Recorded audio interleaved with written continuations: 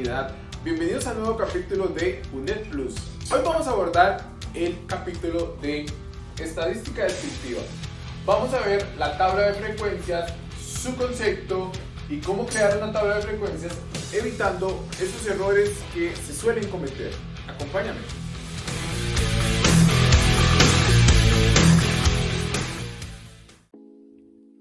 Hola comunidad, de nuevo su profe Steven. Hoy vamos a ver tablas de frecuencia. Primero que todo vamos a entender qué es una tabla de frecuencias y para eso vamos a leer el concepto. Es una expresión gráfica por la cual se puede conocer la repetibilidad de los datos de un determinado estudio. Listo chicos, ahora ya sabemos lo que es el concepto de la tabla de frecuencia. Antes de pasar a realizar una tabla de frecuencia, vamos a revisar el concepto de todas sus partes. Una de ellas es la frecuencia absoluta.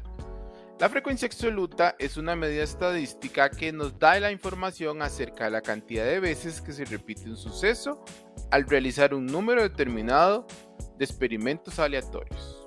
Esta medida se representa mediante la letra FI. Chicos, esto cambia con relación a los libros, pero generalmente es FI. La letra F se refiere a la palabra secuencia y la letra I se refiere a la realización enésima del experimento aleatorio. Ahora bien chicos, tenemos otra frecuencia, pero esta frecuencia se va a llamar frecuencia relativa. Vamos a analizar el concepto como lo hicimos con las anteriores. La frecuencia relativa es una medida estadística que se calcula como el cociente de la frecuencia absoluta de algún valor de la población o muestra, que ya sabemos que es FI, entre el total de valores que lo componen, la población o la muestra.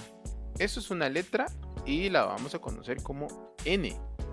Vemos la fórmula donde dice FR, que representa mi frecuencia relativa, va a ser igual a mi frecuencia absoluta dividido entre N. Y por último chicos, tenemos la frecuencia porcentual.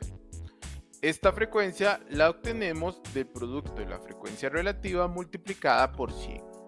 Es relativamente simple. Ahora vamos a realizar una tabla de frecuencias. Ahora sí chicos, a lo que vinimos. Elaboración de una tabla de frecuencias. Normalmente en el colegio nos van a dar una lista de números. Vamos a leer este problema.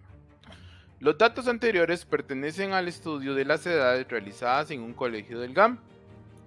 Con ellos realice una tabla de frecuencia donde incluya frecuencia absoluta, frecuencia relativa y frecuencia porcentual. Además, debe aparecer los procedimientos. Vamos, hagámosla. Ok chicos, aquí está nuestra tabla. Les voy a explicar paso por paso qué es lo que tiene la tabla. Tenemos una primera columna que son edades, una segunda columna que es frecuencia absoluta, otra columna que son frecuencia relativa y la última columna se llama frecuencia porcentual. Tenemos un total abajo y el título de edades de un colegio privado.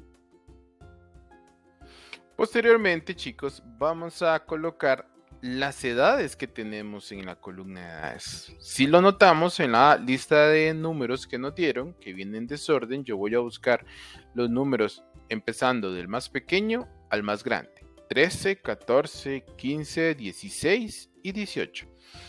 Posteriormente, chicos, lo que vamos a hacer es aplicar los conceptos que anteriormente tratamos. ¿Qué decía frecuencia absoluta? Es la cantidad de veces que se repite un número. Los estamos marcando en la tabla para que sea más fácil de entender.